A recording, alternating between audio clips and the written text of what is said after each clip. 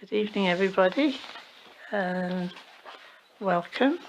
We've got quite a range of people here. We've got newcomers, and we've got very old hands, old colleagues, and when I say old colleagues, but people who've been colleagues of mine for a long time, teachers, mentors. So there's I'm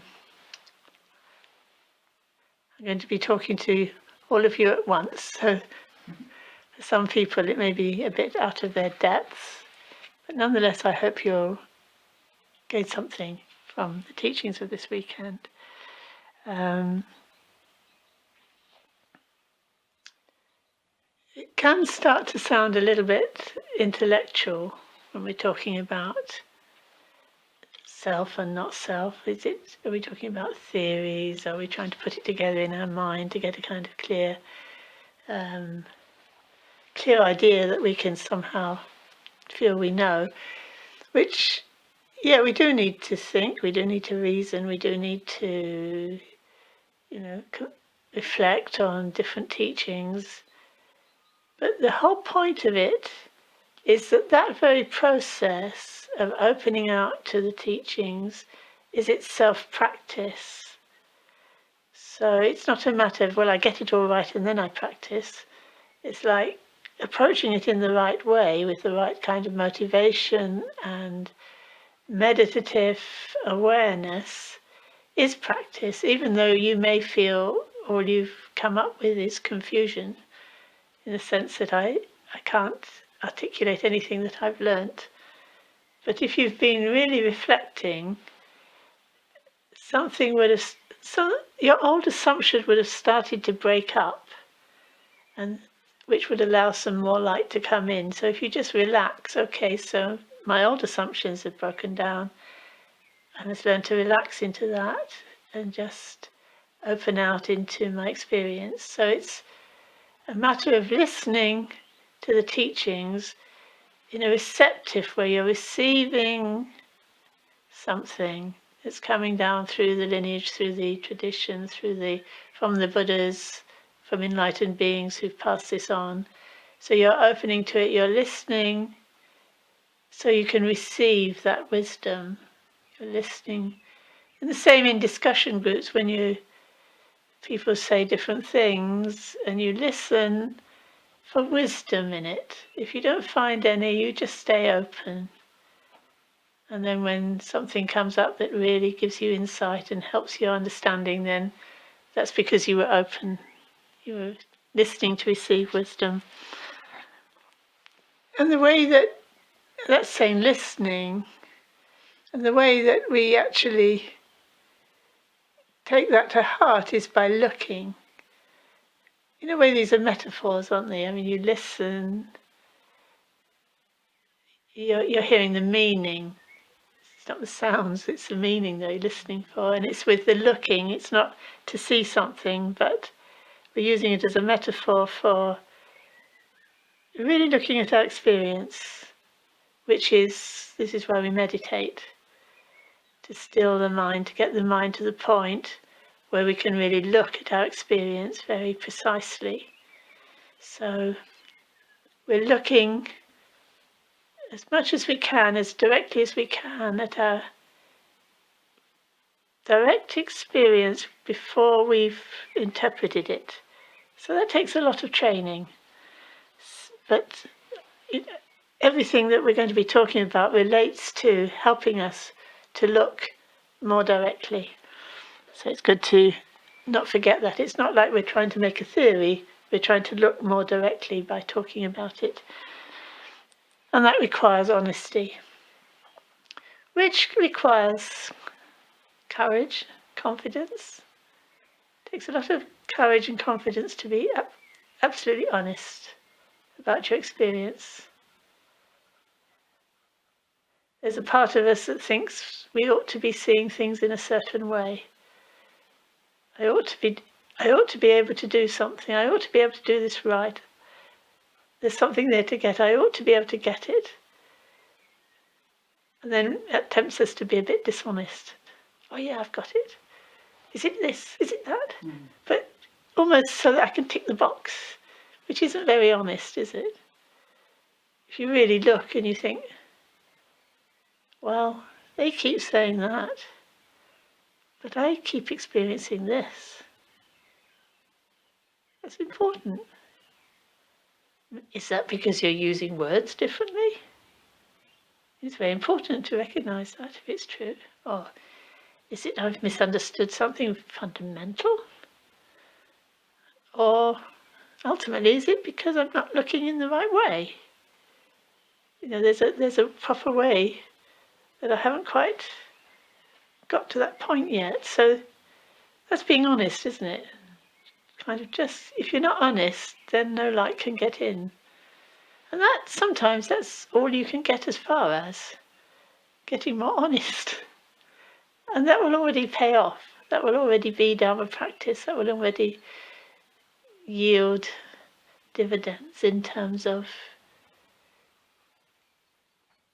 finding the solution to suffering, I suppose. What the Buddha's teachings are all about.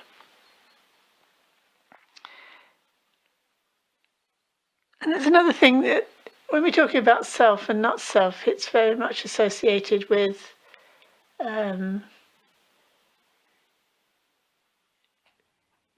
because of our clinging to self, we suffer. Because of our selfishness, we suffer. Self is a bad thing. So,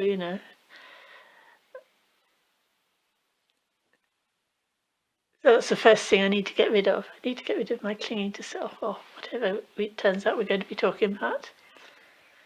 And then we go deeper and we get more subtle, and we talk about going beyond all concepts, going beyond all prapancha, and it's all getting very subtle. So it's almost like you've progressed beyond this level of grasping at self. It's important to remember this principle of spiral learning. Yes, we can have our moments where we get very deep insights, but most of the time we're struggling with very ordinary kleshas caused by clinging to a wrong idea of self. It's a habitual pattern. So it's good to remember that some of these teachings might sound elementary, and yet we still haven't mastered them. So should we be going on to, more depth? Some teachings are really deep and exciting and we love them, but then we grasp them because we still haven't actually understood the not grasping itself. So we don't need to think we've got to get it all right before we go deeper. But once we go deeper, we don't think we've left behind the more basic teachings that just help us to keep out of trouble. So remembering that principle of spiral learning and maintaining an interest all the time in the grossest forms of self-clinging that we still find ourselves back in. Not to be too surprised and maintain that interest in unpicking that and really looking at that and learning to understand how we get back again and again into these self-clinging, self-grasping, selfish, all the different kleshas.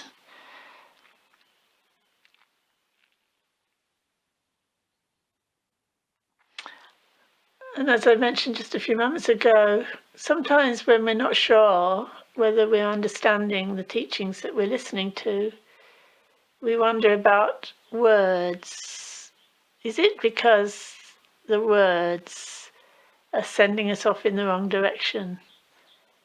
That's so often the case, that people use words differently, they hear phrases differently, and sometimes you really need to ask. You need to notice what an instruction is doing for you. So if every time you hear a certain phrase, we were talking the other day about just letting go of clinging, like letting go of self-clinging. If you take it too literally, it's almost as if it's too clunky. And then you need to really look again and think, well, what do I really mean by clinging? What do I really mean about letting go?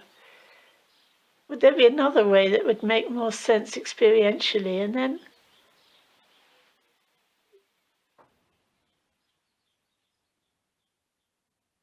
experiment with that. Don't get too caught up in the particular formulas that, even though they're very precise, the formula, it might not be, it might mean that you need to find another way of expressing it to yourself. And then to double check that with somebody, like a mentor, a teacher or somebody, to make sure that you're not taking off in the wrong direction entirely.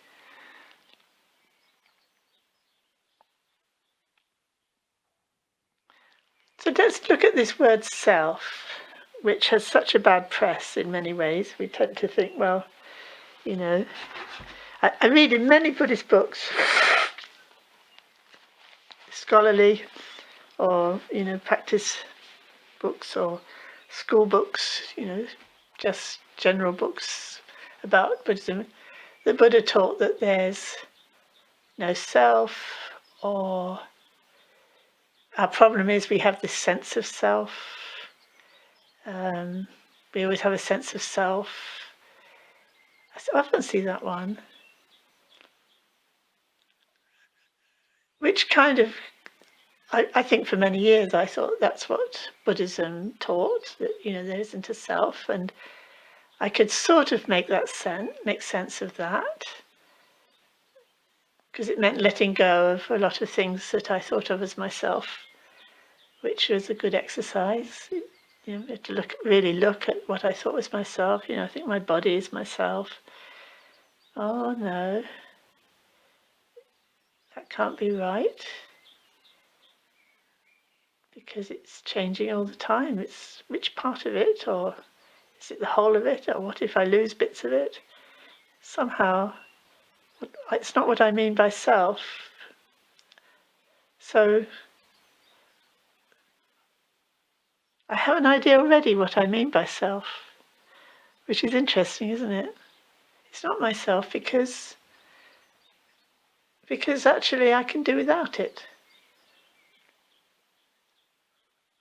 So we've already got an idea, haven't we? We've already got a sense of self, which, if you then were to think, well, to have a sense of self is wrong, who would it be that was actually going to let it go? It's kind of, what would be left that had any meaning or mattered? And anyway, there always is something left. So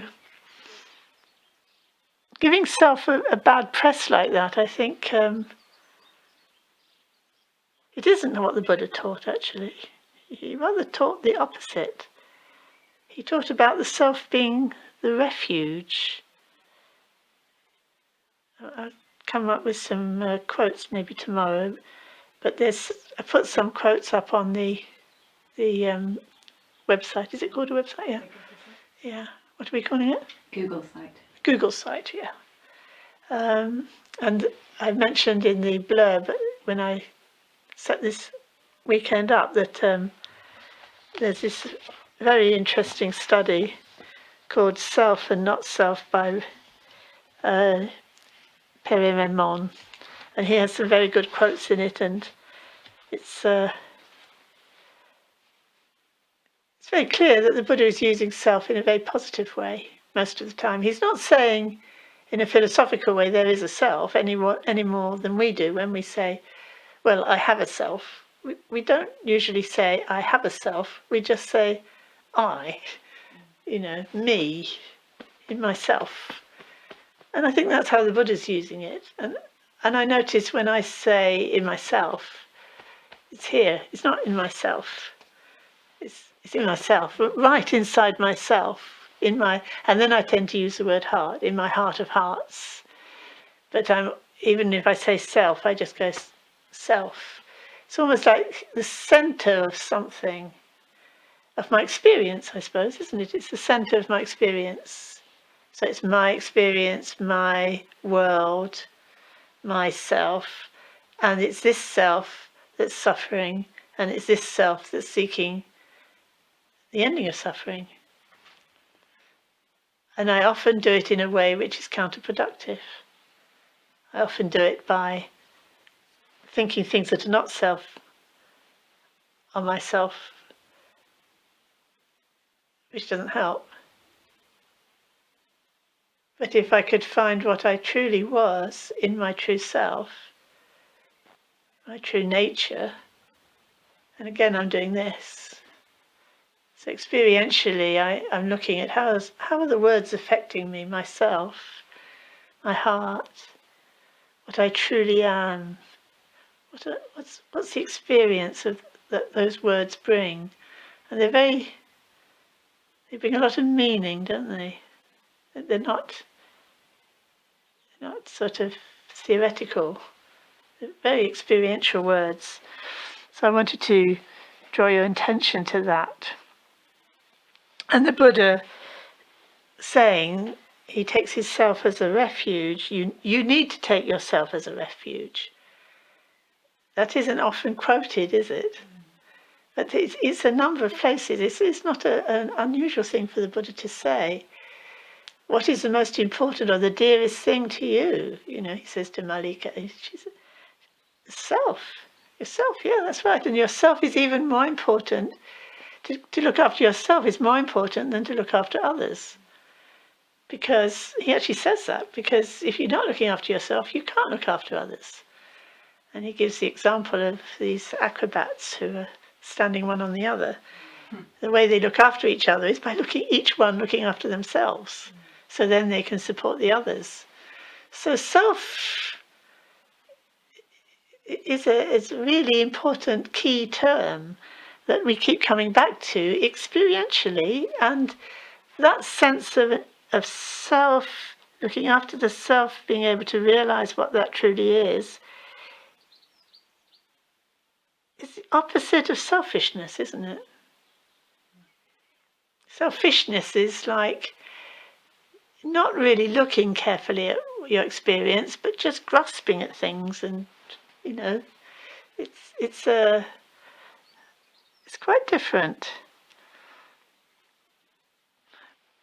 And in these days, you know, in our times, it's not a philosophical sense of self that's important.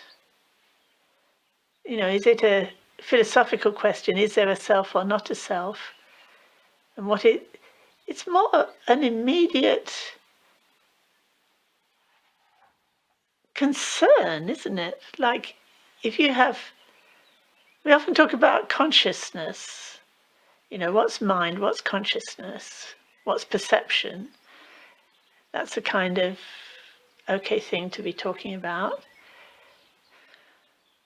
But then when you get sort of into what's the true nature of the universe, what's physics discovering, what's maths discovering, what do we know about the nature of the universe and ourselves? It turns out we really have very little idea. And even then, if we're only saying consciousness, if we're only saying perception, what about everything else that makes our life meaningful?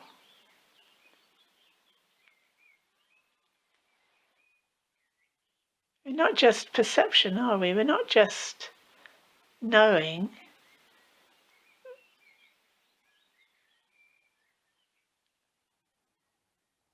Otherwise, you could sort of, if knowing was just perception or just a kind of mechanical process of, you know, this knows that. What's the relationship between this and that? If it was just that, well, that's kind of it's a process in time that just is like, it's just an ongoing process, isn't it? It doesn't have anything in it that matters really. For something to matter, it has to be something that's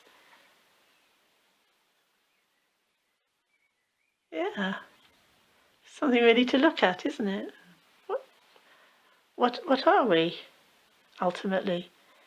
We're not just computers. We're not just artificial intelligence. You know, artificial intelligence doesn't ever get to we're not talking about a very high-powered calculating machine. We're talking about something that's us. Even when we've lost our memory, even when we've lost our faculties, even when we die, there's a sense of meaning, something that didn't correspond to any of those things that get destroyed, is what really matters to us about each other. That's what gives our life meaning, something that isn't any of that.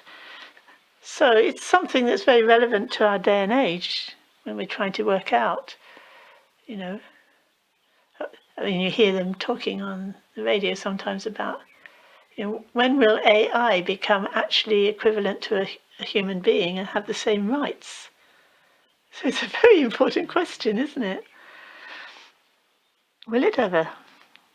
And also when you're looking at, well, what's the nature of the universe? Is it mind or is it matter? And then you look at quantum physics and the weirdness of that. And so what are we in all of that? It's just an open question in the West, but then all our moral decisions, all our decisions about the future, where we're going or what has meaning in life, it all depends on what we are. And when I say we, I mean the word we have for that is self, isn't it? Each of us, what's our self? So I don't want you to come into the weekend with the sense that, oh yes, well, this is about not self, so therefore, we've got to realize emptiness. Yes, we've got to realize emptiness, but not at the cost of self. We've got to realize the emptiness. What does emptiness of self mean? And what does the self being empty of something mean? So in the Buddhist tradition, from the early texts onwards and in progressive stages of meditation on emptiness, we've got this all these references to what is not self, because it's impermanent, because it's not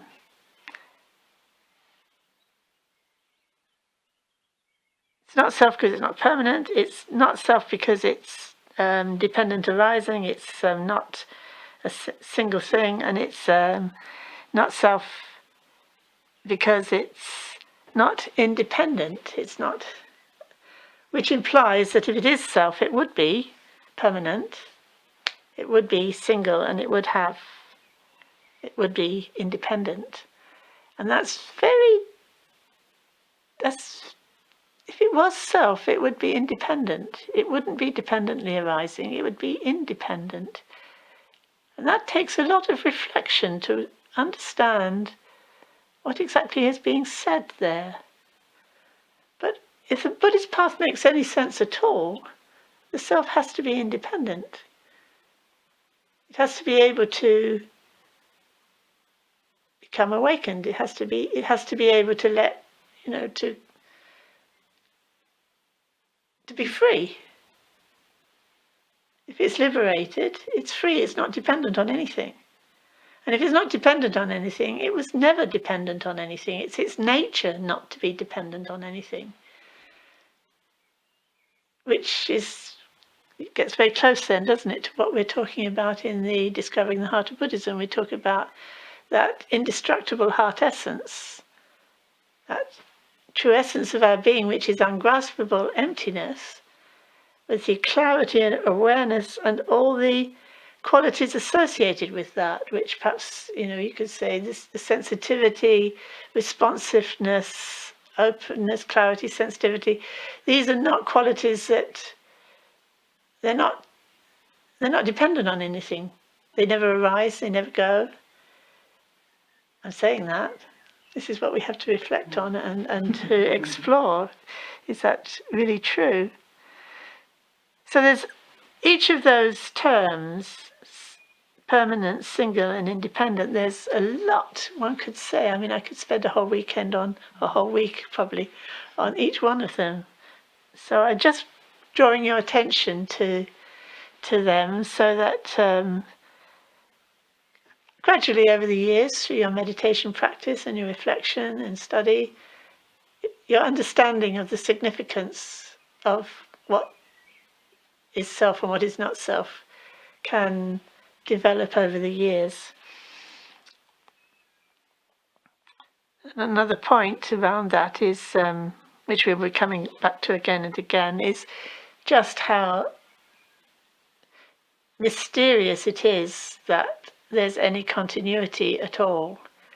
Because when we say the skandhas, we're always talking about what's been constructed from our concepts. So our idea of our body, we construct an idea of our body, and that idea of the body is within space and time, and it has continuity, otherwise it wouldn't be worth calling it a body. But the continuity implies time, which would be moment by moment. So the body is, the past body's gone, the future body hasn't come, the in-between body, well, there's no in-between, it's always either past or future, isn't it? And this again is a meditative exploration. You need to really look at this again and again in your meditation. Does anything last from one moment to the next? Just keep coming back to that. It's spiral learning. You come back to that again and again and again over the years. Does anything last any time at all? And if it doesn't, what is it? Not as an intellectual question, but just really touching in on the truth of that I'm not seeing something continue. But there must be continuity of some, it must be something, otherwise there wouldn't be anything. So it's the same problem with a line, if you draw a line, it seems a continuous line, and then you think to yourself, and it's made of points. And yet points have no dimensions. So how are we getting a line from points? Something very mysterious around that. To keep coming back to again and again. Just keep coming back to that. What am I really seeing? What's really happening? What does it really mean to say it's a dream and an illusion? What does that mean? It's so clearly appearing. Yet it can't be like I think it is, because it wouldn't be there. So really, everything that we're saying about the view here is all to get us back to the simplicity of dropping our assumptions and just looking. Relaxing the assumptions, relaxing the tendency to try to, just learning to relax that and just look. So it's without, what do you call that? Mm-hmm. Yes. And yet you still have your body, even though you're looking like that, it's still operating. But your sense, your understanding of it is actually changing, almost imperceptibly as time goes on.